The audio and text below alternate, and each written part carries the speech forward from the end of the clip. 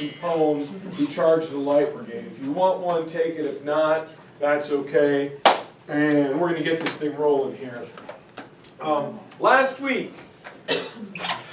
2 weeks, we've covered an enormous swath of ground. So we're going to slow her down a little bit here this week and get into some details. Last week, President Abraham Lincoln was elected. And he does not appear on the ballots in 11 southern states. He only wins 40% of the, he only wins 40% of the popular vote, but that is double what the other three candidates win.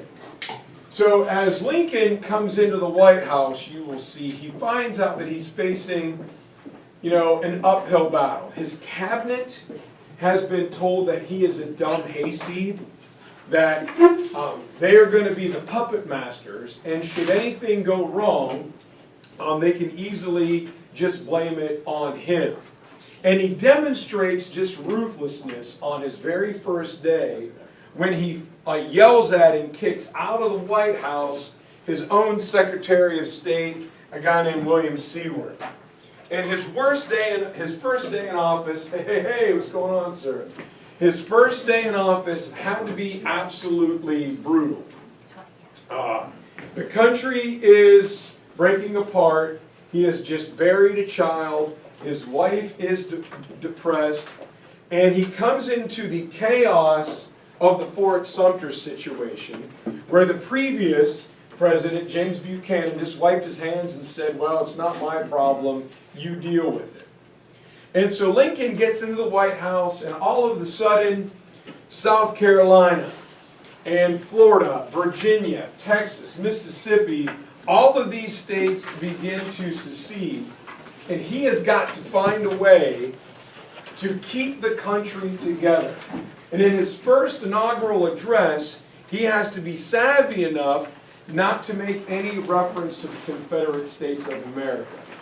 Because if he recognizes them as a separate government, then they are able to get weapons, they're able to get money, they're able to get possible soldiers from a foreign government.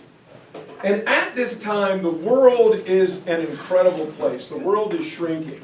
Karl Marx had just written the Communist Manifesto. Over in China, the Great Taiping Rebellion has happened where 20 million people were killed, and nobody really talks about that. The transatlantic cable from Dublin to Boston was laid underneath the Atlantic Ocean, so the world is getting smaller, and people are aware of what's going on. And England and France are particularly, conscious of what is going on over here in America. But luckily, Europe is undergoing its own wars of nationalism. Otto von Bismarck is being a Jedi or a Sith Lord, depending on your perspective, unifying Germany. France is having a lot of economic problems, and the country of Italy is going to be unified for the first time since the fall of the Roman Empire. So there's all these world-conscious things that Lincoln has to be aware of. And he's in office, and his cabinet just hates it. His counterpart down in the Confederacy is Jefferson Davis, a guy who was at home sick with malaria when he gets the job. All right? The only reason he got the job is because he wasn't in Montgomery, and they're like, who wants to be the president? I'm not it. Hey, Jefferson's not here, let's nominate him. He was hoping to be a general.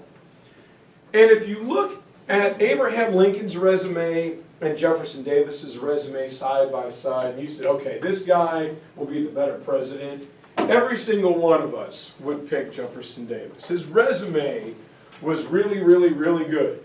He went to West Point. He fought well in the Mexican War. He was a former Secretary of War and a very good one. Problem with Jefferson Davis is he was one of those guys who thought he was always right. And he liked to micromanage. And what he didn't get was how to operate inside a confederacy, where if we don't like something, we can just take our ball and go home. And he always liked to meddle in military affairs.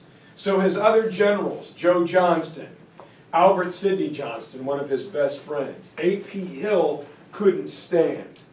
But his resume was really good. For the vice presidency, is a little guy named Alexander Stephens, who is a little guy. He's like 5'3", 5'4". And as a representative, he was Abraham Lincoln's best friend. Alexander Stephens ran for the president of the Confederacy, proclaiming he hoped it would fail. He's like, this is the dumbest thing ever. Why are we doing this? So he doesn't get the job, but he's number 2, and he's picked because number 2, who better to negotiate with Abraham Lincoln than his former best friend? So, here are the 2 guys. The stately Jefferson Davis, who kind of in an odd way looks like Abraham Lincoln. All right, here's the little teeny. He always was painted in a chair, so you couldn't tell how short he was.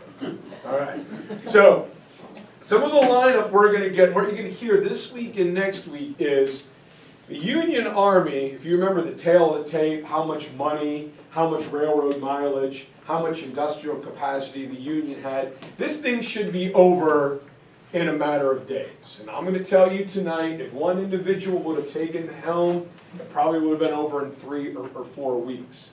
The Confederate generals, some good, some bad, are all militarily trained with combat experience. Where in the Union, we're going to dust old guys off the shelf, or we're going to bring in political appointees or former politicians who are going to trade their political title for a military one. And it's a mismatch, and it's why the war goes on for as long as it does. First up, we have a guy named Joe Johnston, very headstrong, and he is a Virginian. And the Virginians in charge of this show, because the Confederate capital is there, have this kind of aristocratic air about them.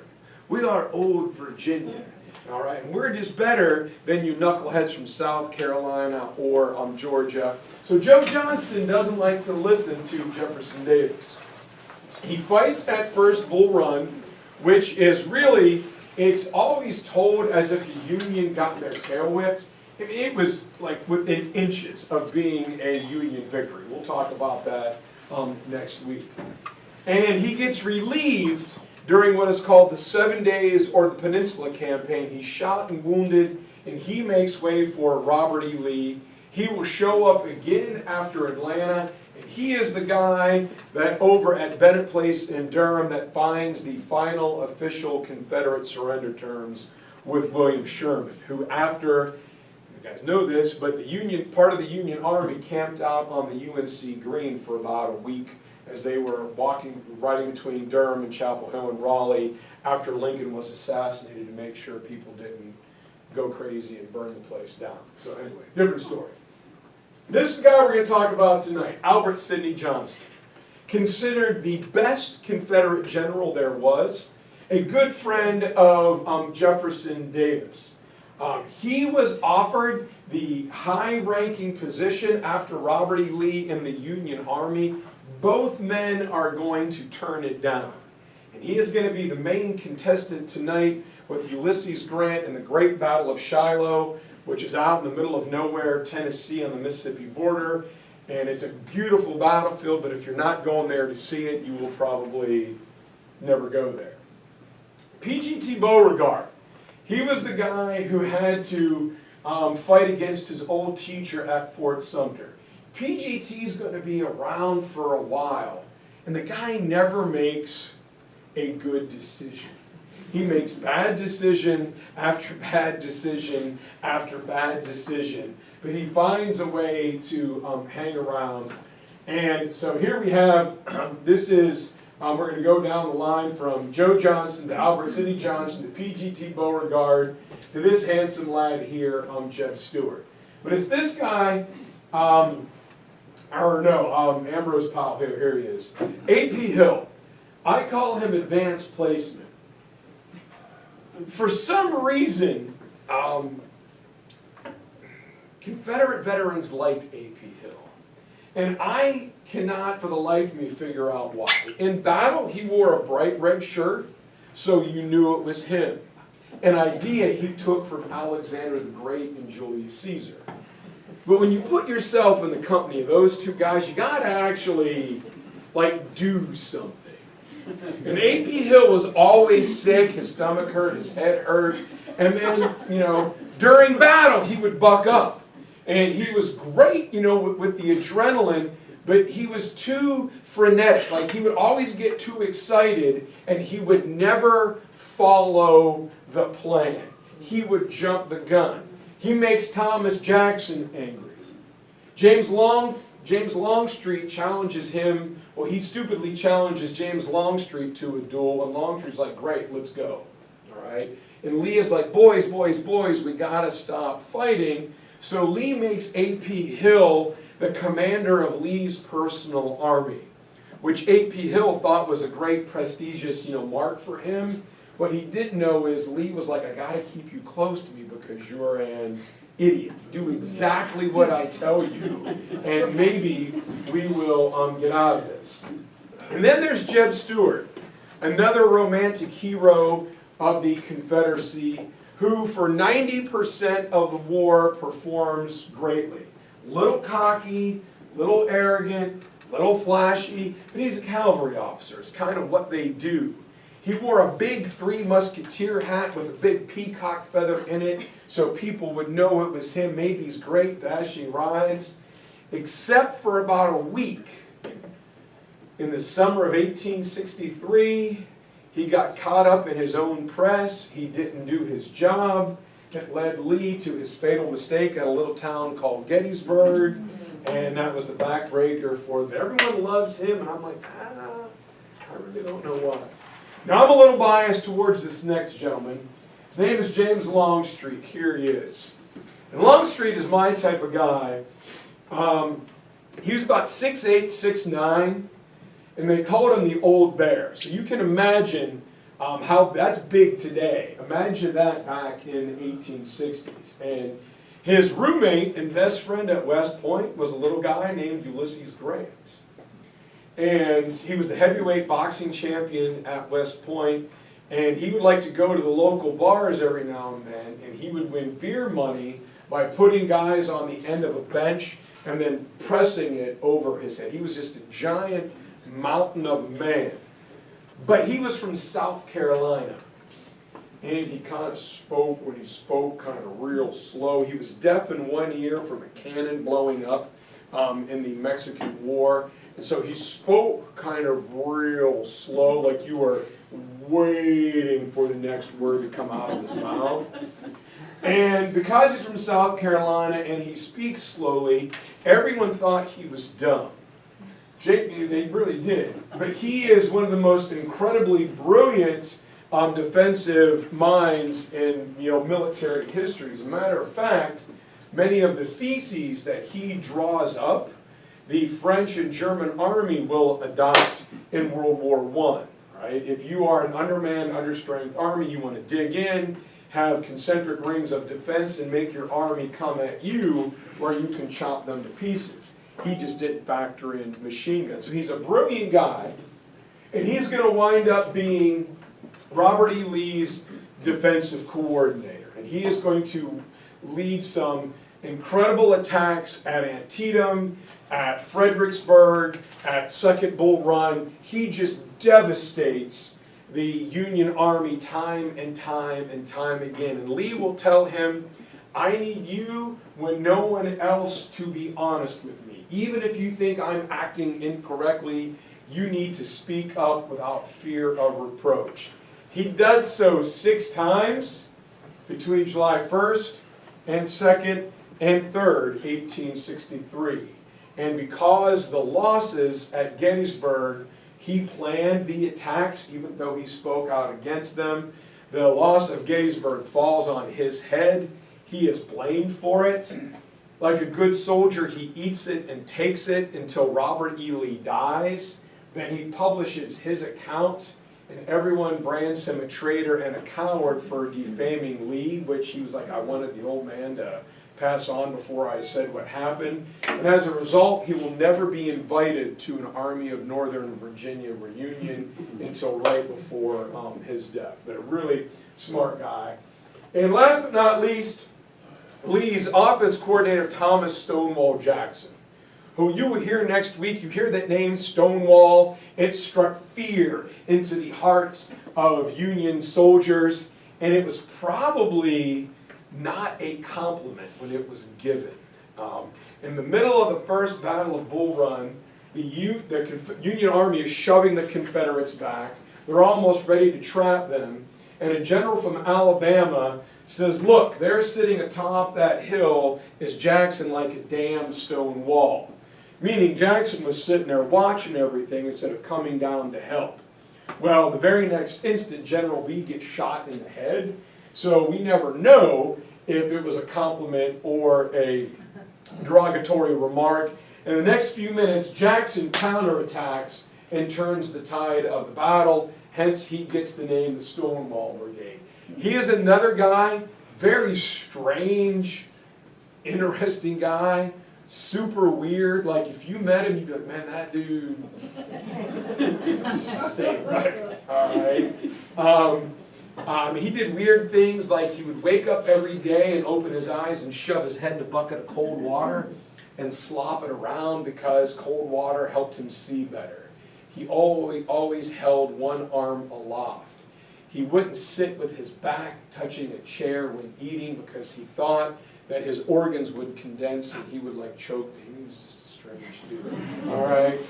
But in battle, he was incredibly ferocious. And so he is going to have many, many, many great successes. I argue he shouldn't be the romanticized hero he is because he's got a lot of mistakes, which we'll hear about next week, that no one really likes to talk about. Facing these guys is the Union cabinet. Salmon Chase, William Seward, and Ed Cameron were the three favorites to be Republican president, but they all had skeletons in their closet. All three were told, look, you back Lincoln and you'll be his master. He will tell you you will tell him what he is going to do, and that way you are safe when the country falls apart. Throughout the war, they will constantly undercut, undermine each other and President Lincoln, who decides he has to run everything by himself. He said, the only person in the White House I can trust is me. And all of these guys were assuming victory, as were the Union generals. And here are the generals that are going to go up against, he goes up against Joe Johnston. Everybody goes up against Robert E. Lee and loses repeatedly, over and over and over and over again. These guys assumed Union victory. So it was not so much like if we win, it's when we are going to win. So they were climbing the ladder, stepping on each other, trying to get one rung higher to set themselves up for a good business job or political job after the war was over. So they weren't focused on the target, they were already looking ahead, overlooking their much, much, much weaker opponent. And if you were a former student of mine or asked your children, and by October they're going, my God, Mr. Melega, that's dumb. They're doing it again. Yes. Yes, they are. The same repeated, just unbelievable mistakes at Fredericksburg. Ambrose Burnside, who not only has a horrible beard and mustache, all right, sends 100,000 men across 1.5 miles of a field that is now a big housing development in downtown Fredericksburg, and he never went to watch the battle. He sat in the Stafford House eating bacon sandwich and drinking coffee while 7 divisions, 70,000 guys attacked and were massacred out on a floodplain.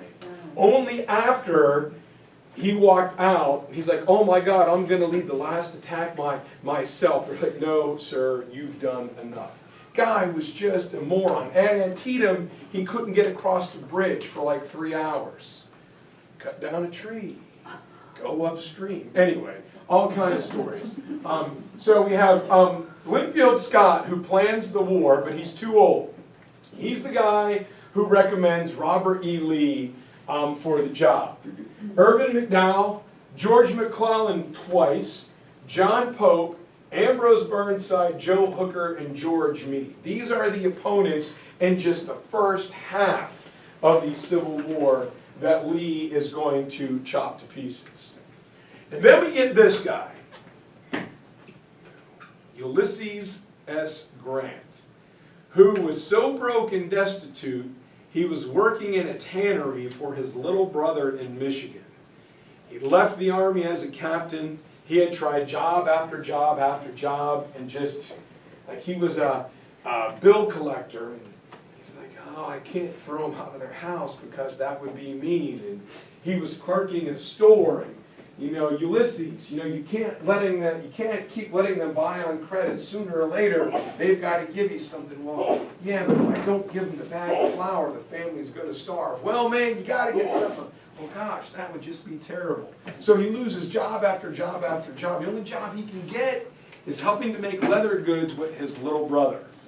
And so it's a little more than 6 years, but if you go from the time he becomes Lincoln's ace general, all right, in about July 1862, a little over 6 years later, he's President of the United States. The perfect rags to riches America, nothing to something story is Ulysses Grant. He was not flashy. He's kind of boring. Robert E. Lee will even say it.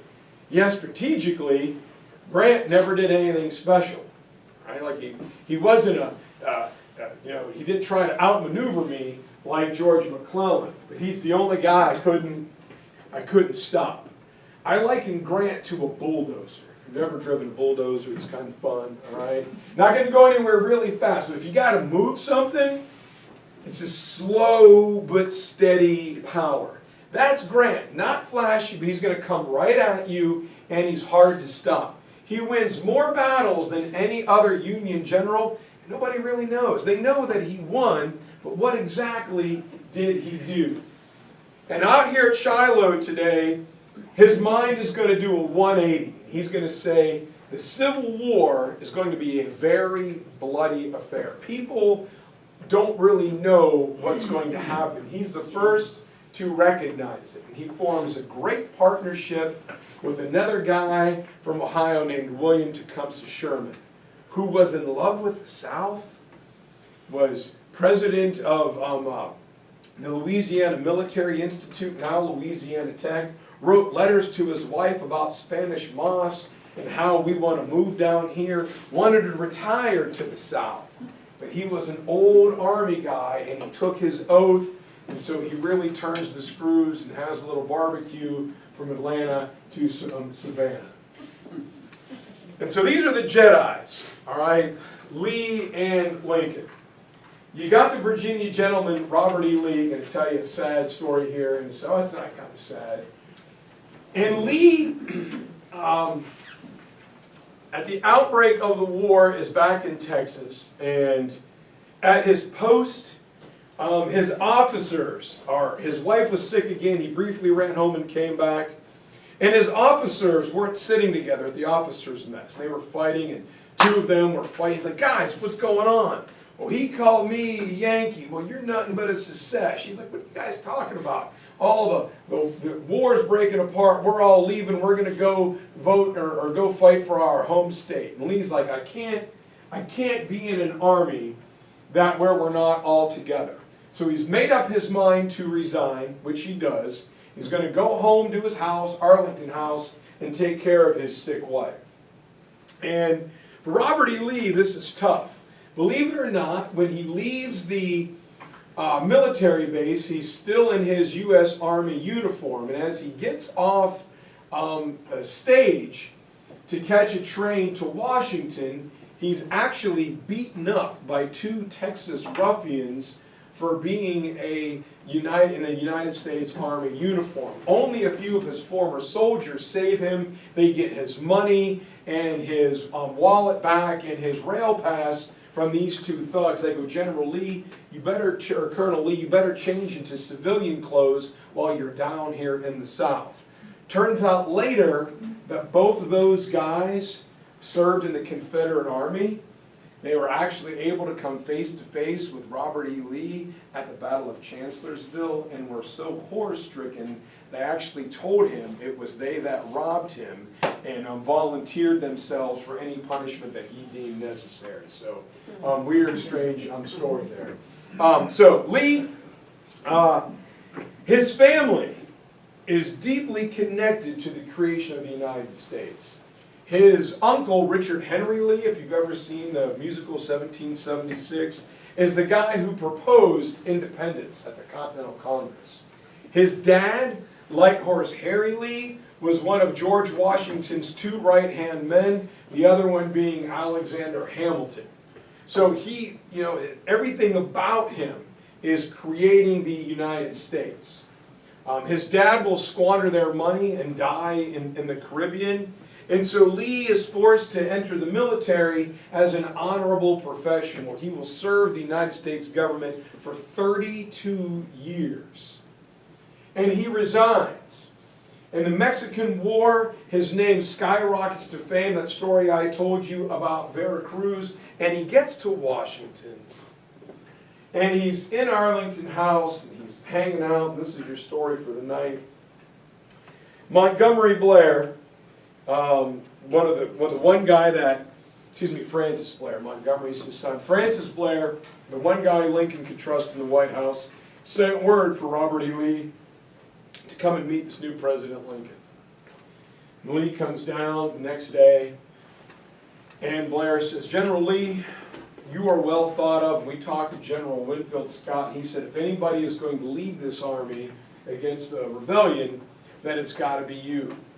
We are prepared to offer you the top generalship in the Union Army. You will answer only to the President. You will command every Army soldier, every Marine, every naval sailor in the United States Armed Forces is yours to command. And Lee says, well, Secretary Blair, is President Lincoln really going to raise 75,000 men to invade the South? Well, not invade the South, but preserve the Union. And Lee says, I'll think on it, sir. And he gets on his horse, leaves the back of the White House, rides over the Arlington River Bridge, rides up to Arlington House. If you've ever been to Arlington National Cemetery, the plantation house up on top is Robert E. Lee's. It was a wedding present from his father-in-law. And he liked to sit in a rocking chair. And he sits down in this rocking chair, and he starts thinking. He's thinking about his uncle, he's thinking about his dad, he's thinking about George Washington and the creation of the country. And he writes very eloquently in his diary that one by one, he saw the lights of Washington go on. Street lamps, house lamps, kerosene lamps, and he was thinking, and he was thinking, and he was thinking. And he says, one by one, those lights started to go out. Until there was one light in all of Washington that Robert E. Lee could see burning. And it was the light in Lincoln's office in the White House, just about a mile away. And the deeply religious Robert E. Lee said he felt like one of the apostles in the Garden of Gethsemane before crucifixion. And when that light went out, he said, I instantly knew what I had to do. Offered tremendous power, top military job in the country. If Robert E. Lee takes this job, the war is over in a couple weeks. But he says, no, I can't do it. My home state of Virginia hadn't chosen to secede yet, but they are going to vote on it. And this is before Americans, we thought of ourselves as Americans. We were more closely rooted to our state. We were Virginian, Pennsylvanian, South Carolinian. And he goes, to invade the South, I would have to march through Virginia, and I cannot draw my sword against my state, my country, or my home. So he turns the job down. And so here we got the three guys, the stately gentleman Lee, who will become the face of the Confederacy, the Warren Haggard, President Abraham Lincoln, and then just your average blue-collar Joe, Ulysses Grant, just doing his thing. So anyway, Lee is going to take an enormous demotion. When Virginia secedes, he is given command of the Virginia Home Guard, basically old men and boys whose job it is to defend the city of Richmond. He will eventually become, we know, the commander of the Army of Northern Virginia, who did more with less than probably any American general ever, including General Washington during the Revolution. He had absolutely nothing to work with. And will do an incredibly brilliant job. The problem with Lee is, he was not able to see the entire picture. He would win battle after battle after battle, just cutting superior Union forces to the ground. And while he watched his own army dwindle, the Union army only got stronger. So there was very little chance, if ever, he was ever going to be able to win this war, but he fought incredibly well with almost nothing. And in repayment, he is the only Confederate never to get his United States citizenship back. Arlington House will be taken.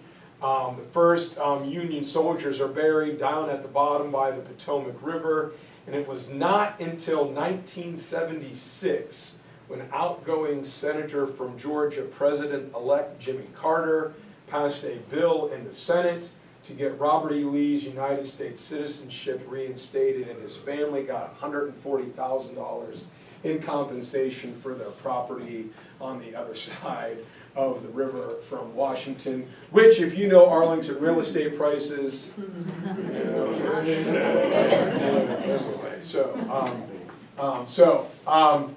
Lincoln, we all know, grew up poor. If anybody's from Kentucky, boy, if you look at the original charter granted by King Charles II, you can make a strong case that Abraham Lincoln wasn't born in Kentucky. He was from North Carolina.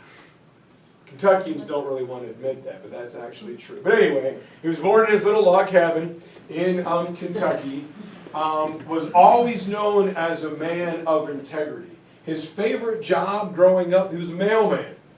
And as he traveled this circuit from Kentucky to Tennessee to Indiana and Illinois, if there was a dispute, people would wait and let Lincoln show up and be the arbitrator, and they would go with whatever decision he made. They go, boy, Lincoln, you're really smart. Maybe you should be a lawyer. Okay, all right. So he gets some books out of the library, and he literally self-studies for the bar exam and passes. He becomes a lawyer. And he was the guy that just had the ability to read the jury. Well, you know, the defendant is guilty, and here is why. The defendant was guilty. My client is innocent, and here is why. A, B, C, and D. And so he becomes this hotshot lawyer in Chicago. They go, you know, man, you're really smart. You should go into politics. And he tries. City council, county commissioner, you name it, senator. He loses every election. First election he ever won was President of the United States. And it was only 40% of the vote. Does it really matter? He's president, so he can rock on. Thing that makes Lincoln brilliant, not only his mastery of talking to audiences, but he was able to always see the big picture.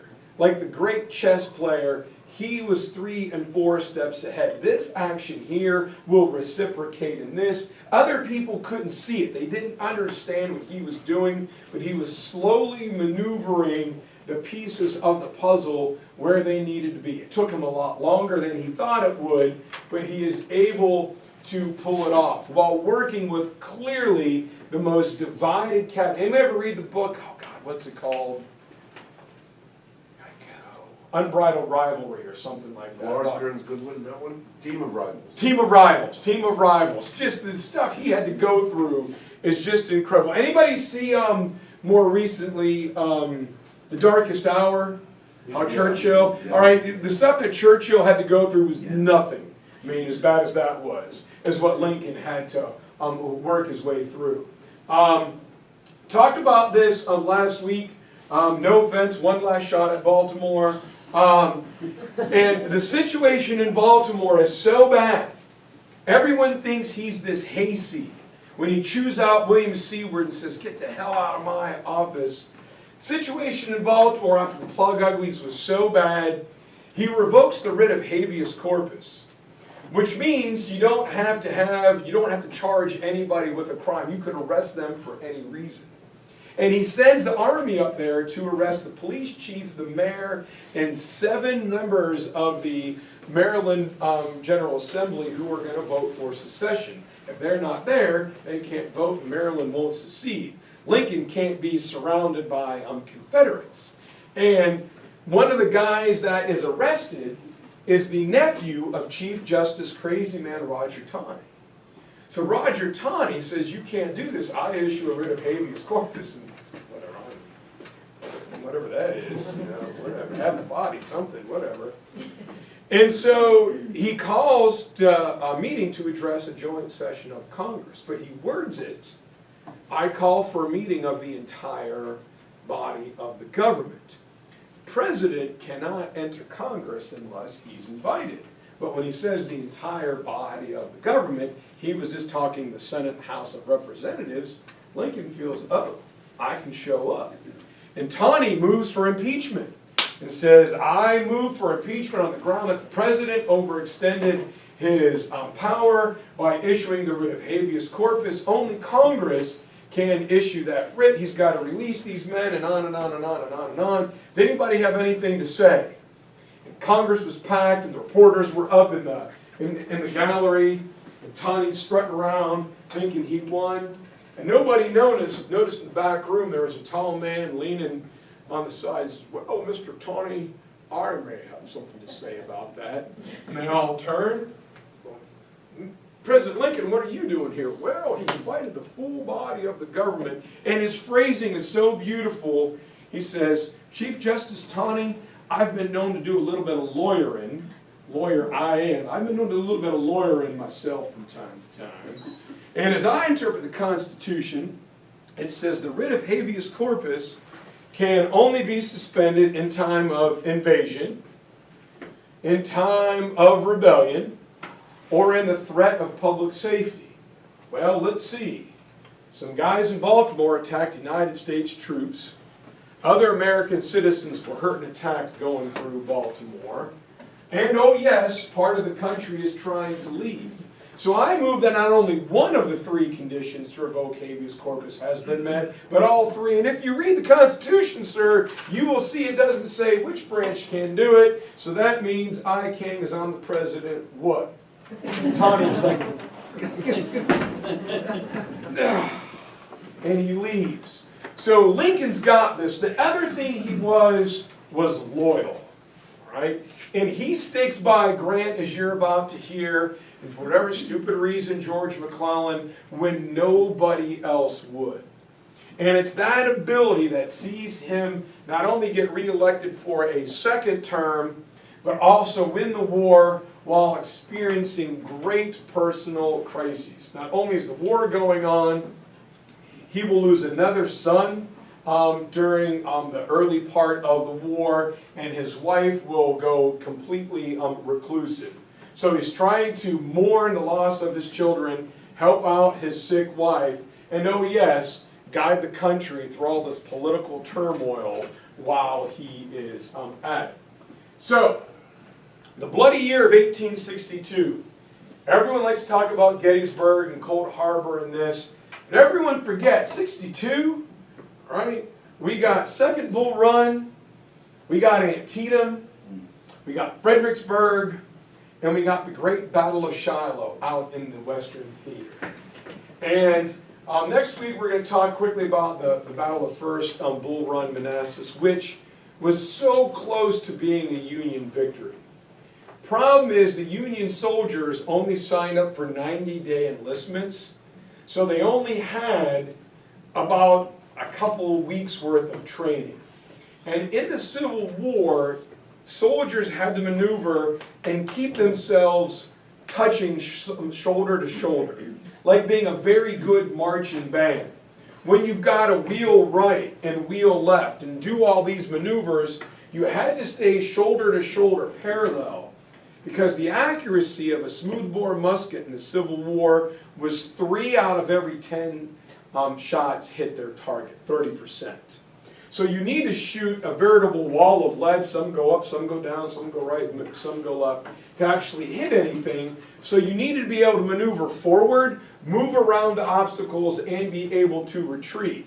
Well, the guys were rushed through boot camp because they were afraid their enlistments would be up. So they were sent into battle at Bull Run with a lot of pressure. They could go forward, but they couldn't turn left. They couldn't turn right. And they sure as heck couldn't go backwards. Mr. Berge, do you remember trying to do that? How easy was that when we went all the way? It was hard. It was hard. Yeah. All right. So and there's not gun smoke and concussions and explosions and things getting caught in your eye. So they lose simply because they can only go forward. Right? And that's what gets them into trouble. So the war is going to shift out to the west. And out in the west, there's this little guy working in a tannery. And all of a sudden, there's an enlistment for soldiers to sign up, and every town had a quota. It's a little town in Michigan. Woo-wee, boys, we're going to be some soldiers. Anybody here know how to do some soldiering? Well, wasn't the little guy down in the leather shop working for his little brother? Wasn't he in the Army? Grant, the little guy? Yeah, he was in the Army. Yeah, here he got a medal in Mexico or some daggone thing. Well, great, let's go get him. And they go get Ulysses Grant, and they say, Grant, you're going back in the Army, and you're going to be our colonel. Well, no, guys, I was working for my brother. Nope. You got military experience. Governor is going to draft you. You are now in the Michigan National Guard. Okay, so Grant starts to train his men. And since he's in the middle of the country, he is sent down to capture 2 forts on the Tennessee River. Tennessee River, country's oldest, running deep into the heart of Tennessee, Alabama, Mississippi, were these 2 forts, Fort Henry and Fort Donelson. And they were little depots where Confederate supplies from the deep south, Alabama, Georgia, Mississippi, Texas, were shipped eastward to fight. And they were firing down on any Union patrol boats that tried to go through there. So Grant is sent with some Navy guys to take out these forts. And Grant's going down, and he's got infantry on one side of the river, and these Navy kind of barges are floating down the river. And they were kind of ramshackle. They took like coal barges, put plank boards across them, and chained infantry cannon to them. Well, the Navy guys, no Navy guys in here, right? You would have been so much better at this. Woo-wee, there's a fort up on the cliff. Well, the Tennessee's really deep, it's ancient. And they didn't take their time, and they start firing the cannon, and it couldn't incline the barrel up high enough to reach the fort. So they begin to rip up pieces of lumber and stack under the front wheels. Well, when the cannon recoiled, it fell backward, and honest to God, the cannonball was straight up, and it comes straight back down. Here, all right. Scratch one from the river barge. And Grant's like, really, guys? Like really? Some of the soldiers on it and Marines jump off. They get on the Confederate side of the bank. The Confederates start shooting at them. Come on, Richard Robert. Woo, Ricky Bobby, here we go. Let's go. And Grant shows up, solidifies the lines, says we're going to hold here, and he repels this Confederate counterattack. He's like, guys, we can't attack up like a 110-foot cliff, all right? We're on the wrong side of the river. We're going to go back down the river. They cross over it, and he sees this fort. He's like, we'll anchor the Navy down below it, where you can't get shot, and we're going to lay a good old-fashioned medieval siege to the fort. We've got food, we've got equipment, they don't. It's not very flashy, but it'll work. 3 weeks later, the fort surrenders, but not before its commander, former Secretary of War named John Floyd, who knew of the raid on Harper's Ferry but did nothing about it, says, boys, I'm going to go do a reconnaissance of the Union lines. You wait right here until I get back. Well, he didn't want to be the first Confederate general to surrender, so he sneaks, abandoning his men, a very big no-no, and goes down river to see his good buddy Gideon Pillow at the next fort. So Whoops, yeah, all right. February 6th, Fort Donaldson, or Fort Henry falls, and Grant says, okay, we've won. He moves downriver. He gets to Fort Donaldson and says, well, what worked once might work again, boys. Dig in for a siege. We'll bring the Navy boats down. We'll sit here and we'll starve them out. Well, Fort Donaldson is commanded by a guy by the name of Gideon Pillow. You may have heard of him later. Well, I'll tell you his story in a second. He has a fort named after him. Why? I don't know. Where rogue Confederate Colonel Nathan Bedford Forrest will kill 350 African American and Union soldiers on a riverbank outside of Fort Pillow. He says they all died in combat, yet they were all shot in the back of the head. So unless somebody was really, really, really accurate, he just killed them. Anyway, as Fort Donaldson surrenders, both Floyd and Pillow be like, hey, we're going to take the maps and we're going to find a way to get help.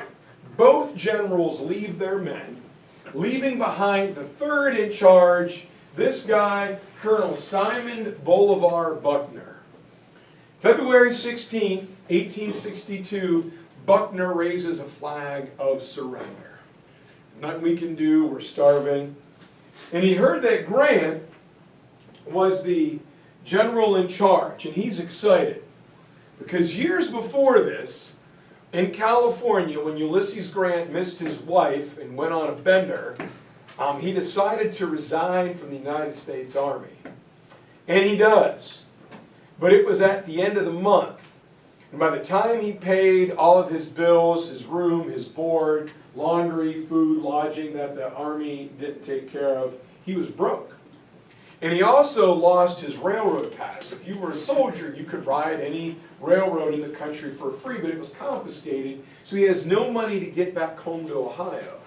But his good buddy, Simon Bolivar Buckner, gives him $60. He said, here is enough money for a train ticket, food to eat, and some money to get you started when you get back home. Farewell, Sam. It's great knowing you. Buckner's all pumped. Man, Grant's going to come on in. Grant rides in, you know, doesn't even have a sidearm, no guard. All these newspaper reporters are there. And Buckner says, Sam, good to see you. What are your surrender terms? And surrender terms at this time, normally the privates were, you know, taken prisoner. The officers would probably be let go, or they went to a better prison. They were allowed to keep their horses and their sidearms, and they were just kind of released. You know, Grant doesn't have enough time to watch them all. And Grant rides in and says, my terms are immediate and unconditional surrender of all Confederate personnel. Buckner says, what? Sam, no, seriously, it's me, it's Simon. What are your terms? Immediate and unconditional surrender. And Buckner says, man, I loaned you money. Like, you can't do this to me. Like, we're boys. And Grant looks at him and says, well, Simon, honor among friends is one thing, but war is another. And this, Simon, is war. You are under arrest. Everyone's like, what did he just say? Honor among friends is one thing, but war is another, and this is war. The newspaper reporters are furiously writing this down. Dude just arrested his best friend. Guy gave him $60 to get home from California. He says, honor among friends is one thing, war is another. And so immediately they say, we know what the U.S.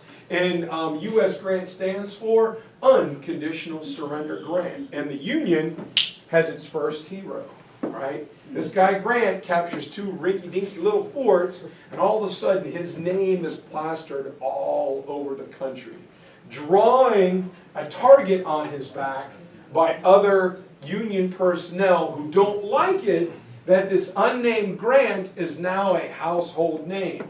If his star shines brighter than theirs, again, we're expecting victory, so he's out in front. We've got to find a way to undermine him.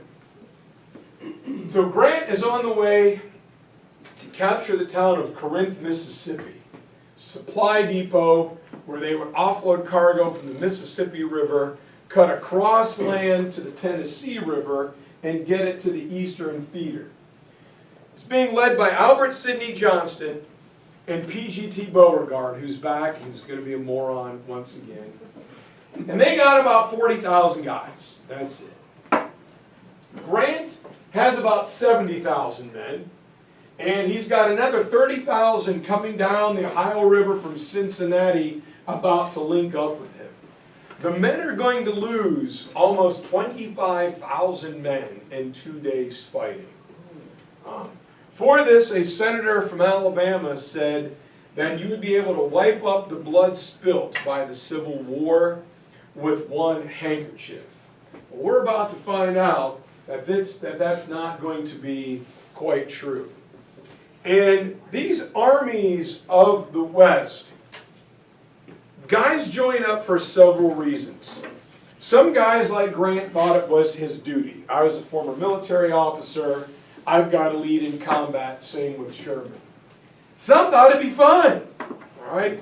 I get to get out of Corn Silk, Iowa. I get to get out of Lowell, Massachusetts. I get to get out of the steel plant in Pittsburgh. I get to get off the docks of Chicago. Heck, if I'm really lucky, I can see another girl not named Ma. This is going to be fun. I get to hang out with my buddies. I get clothes. I get some food. And they're going to give me a gun. And they're going to let me shoot it. And ammo's expensive. And I don't even have to pay for it. And this is going to be awesome. Some thought it was the great test of manhood. All right? Every man's got to go out, be in the army, and do battle. Grandpa did it. Dad did it. So now it's my turn. And down in the South, right, this is total war. Guys were told that their houses were going to be invaded. Their farms were going to be burnt. And so if everybody in town begins to sign up, you almost have to go. The Southern culture had a little thing known as machismo to it. Once you make a statement, even if you're wrong, you can't back down. If you got to throw down and fight it out, well, then that's okay. But backing off, compromise, was a sign of weakness. So into the army these guys go. And these are the two most unbelievably ill-equipped, untrained armies to fight in the entire Civil War. This should have never happened. Nobody had a clue what the hell they were doing from beginning to end. And when you get to the end of the Tennessee River, it'll curve like straight north. And the valley, the riverbed, is very, very, very steep except for one little area named Pittsburg Landing, where it flattens out. It's a long, not quite steep, but long hill that comes up from the river, but it's the only place where you could put a little boat dock and load and unload riverboat cargo. So Grant and his men have been on riverboats, and they get off at Pittsburg Landing, and they walk up this hill about 400 or 500 yards to this river plateau where there's a tiny little Methodist church known as Shiloh Church.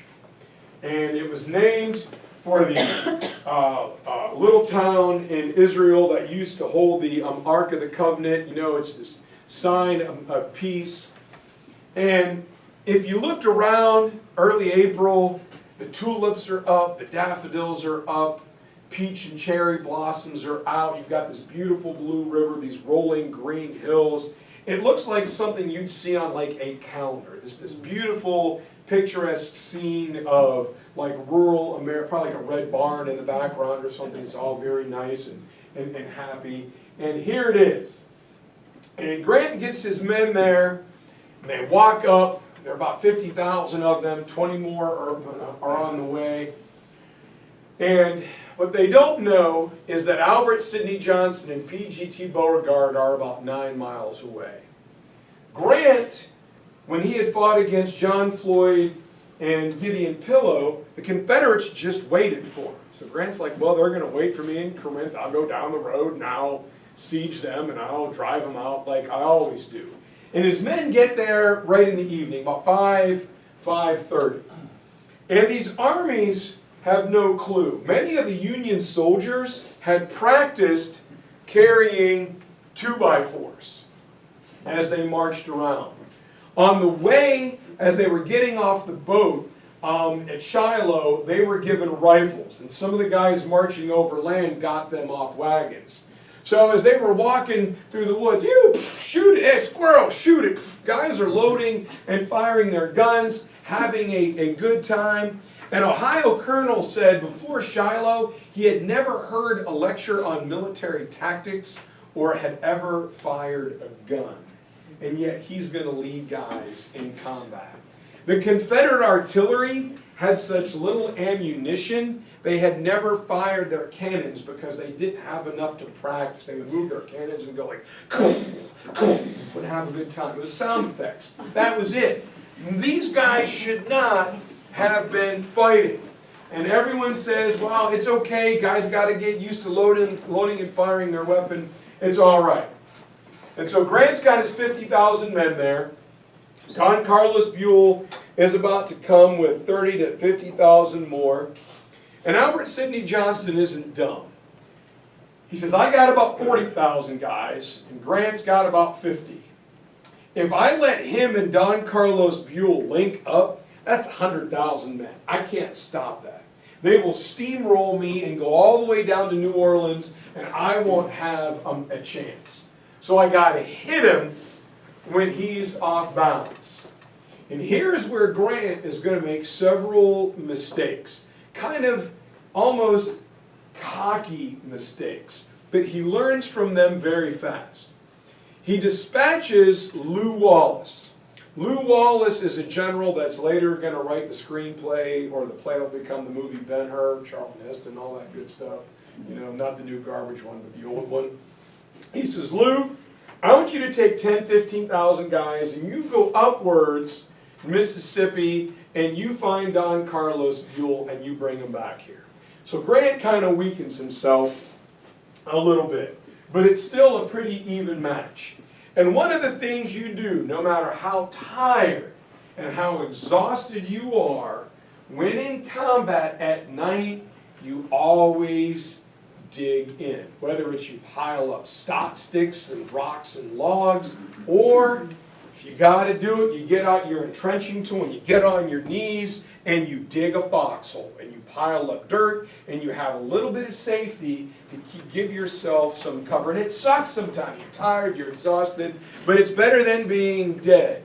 Well, the guy's like, oh shucks, General Grant, we've been marching all day and you know, it's almost dark. Them Confederate boys ain't coming. Do we really got to dig in? Do we oughta? Yeah, boys, you know proper procedure, but come on. We're just going to get up in the morning and we're going to march down the road. We ain't got to do this. Boys, shut up and get down. Please, please. And his buddy Sherman comes up and says, hey, Grant, look, I'll take the fellas on a little horse ride. If I don't see anything, why don't you let the boys not dig in? And Grant's like, well, until you get back, start digging in. And a group of guys from Iowa find this sunken lane. It was a little trail cut by farm wagons, cutting between these two roads that forked, one going straight north and one going down to the city of Corinth. It was only about 300-400 yards long, probably about 300 yards long, and it was about 3 feet deep. And they're like, man, why dig a foxhole? Let's just jump in there. And they start cutting little pine boss off of trees. They throw it down. We don't need to dig foxholes. Well, General Grant, we're good. We're good. He's like, oh, yeah, all right. I'm like, okay.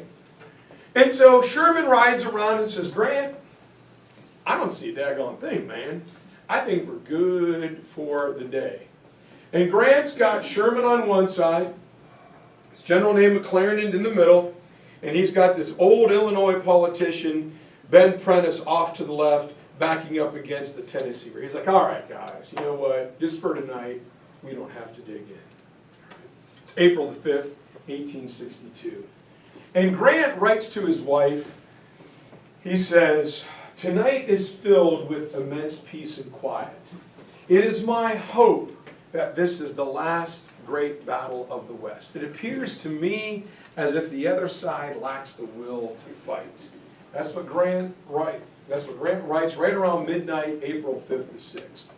Now out front are things known as observation posts. And it's a tough job, right? You take a couple guys, and you put them in foxholes, 40, 50 yards apart in two-man teams all along the line. And their job is, if anybody is going to attack